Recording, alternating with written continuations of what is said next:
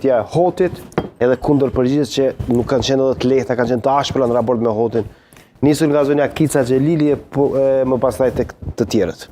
Unë mendoj kushtim që këto kanë qenë të pritshme në lidhjen demokratike për arsye se edhe kur kemi analizuar listat, njerëzit janë listuar shumë nalt.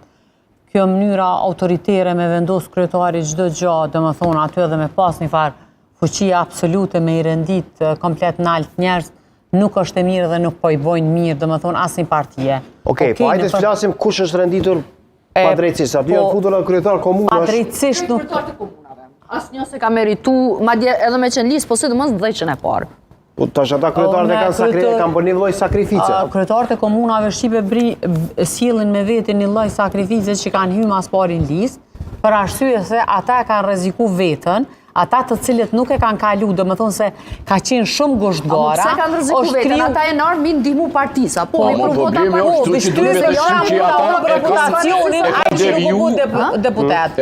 Ai që nuk bu deputet, ai do më thonë e ka rreziku vetën, që tani me dyshu qytetarët e asaj komune, a është kjo qasë që mira ju, a më kuptan? Se kanë me qenë zgjedhjet, tash në tetor. Ose nëse hen e thujem hin list minimum parti, atëherë mos din nalt.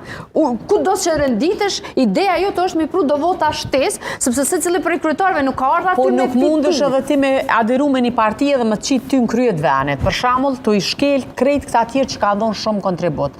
Me gjithë respektin për gjithë ata njerëz aty, unë mendoj që janë shumë të mirë, edhe listën disa herë kemi bisedu që ka qenë mirë. Po, lista ka qenë mirë, renditja dhe që s'po katastrofë. Mënyra se si janë rendit njerëz, ka qenë ka pru deri te një pakënaqësi.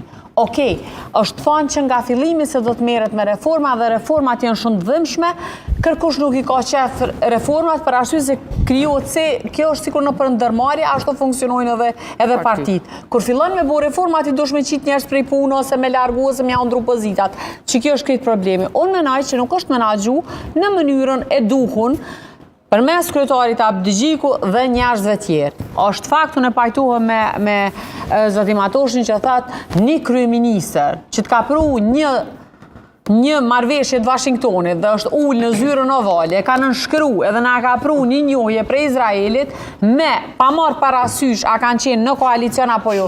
Zoti Hoti i ka disa merita. Nuk mundesh me radhit, do më thonë, ose së paku dosh me qenë në një linjë me ta. Po pajtor që dhejt që apor ka qenë gabim. Po ka qenë, absolut.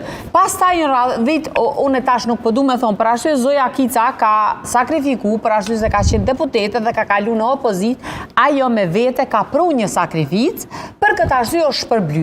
Po më shpërbly në atë pozicion ka qenë natyrisht për këta kolegë tjerë, ka qenë shumë e dhimbshme. Dhe kjo ka pru pakënaqësi mbrana partisë aty.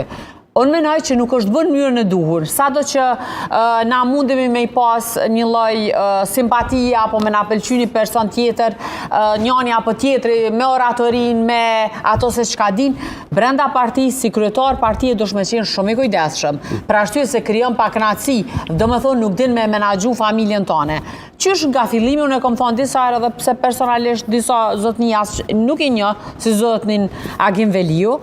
Zotin Veliu është lon anash. Nuk mundesh me loni njëri që 20 vjet ta ka, ose 18 vjet nuk po e di saktësisht, e ka fitu komunën e Podujeves dhe ka qenë bastion puro LDK, qysh është i stogu, deri në fund. LDK edhe me ulon komplet anash.